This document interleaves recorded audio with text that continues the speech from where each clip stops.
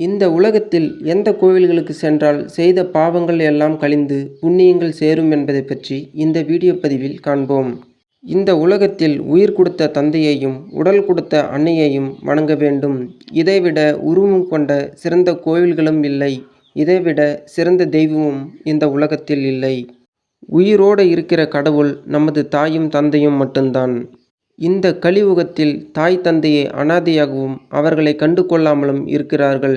இது போன்றவர்கள் இந்த உலகத்தில் எந்த கோவிலுக்கு சென்றாலும் அவர்களுக்கு புண்ணியம் இல்லை. உண்மையான கடவுளுக்கு நம்ம மீது விருப்பமும் கிடையாது, வெறுப்பும் கிடையாது. கடவுளுக்கு எல்லா உயிரும் ஒன்றுதான். அவர் எல்லா உயிர் மீதும் சமநிலையில் இருப்பார். ஆனால் இப்பூமியில் வாழும் உயிருள்ள கடவுள் தாயும் தந்தையும் மட்டும்தான். அவர்கள் நாம் கேட்ட வரத்தை உடனே கொடுப்பார்கள். உண்மையான கடவுளை உணர மட்டுமே முடியும். ஆனால் உயிருள்ள கடவுளை நம் கண்ணால் பார்க்க முடியும். அந்த கடவுள் நம் தாயும் தந்தையும். விண்ணுலகத்திற்கு பரமாத்மா கடவுள் என்றால் இந்த மண் உலகத்திற்கு நமது தாயும் தந்தையும் தான் கடவுள். புற வழிபாடு தாயும் தந்தையும் வணங்க வேண்டும். அக வழிபாடு பரமாத்மாவுக்கு அகத்தில் கோவில் கட்டி வணங்க வேண்டும். இதுவே சிறந்த வழிபாடு.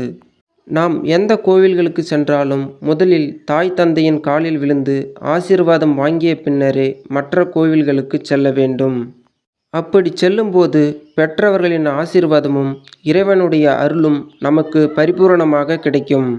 தூய்மையான மனம் எங்கே இருக்கிறதோ அங்கேதான் கடவுள் இருப்பார். அந்த மனம் பெற்றவர்களை தவிர வேற யாரிடமும் எதிர்பார்க்க முடியாது. அதனால்தான் பெற்றவர்கள் முதல் கடவுள் என்று நாம் நினைக்கிறோம். அதனால்தான் அவர்களை நாம் வணங்க வேண்டும். நாம் சிறு குழந்தையாக இருக்கும்போது தனது இரத்தத்தை பாலாக்கி கொடுத்தாள் அன்னை. தனது உழைப்பை உணவாக்கி கொடுத்தார் தந்தை.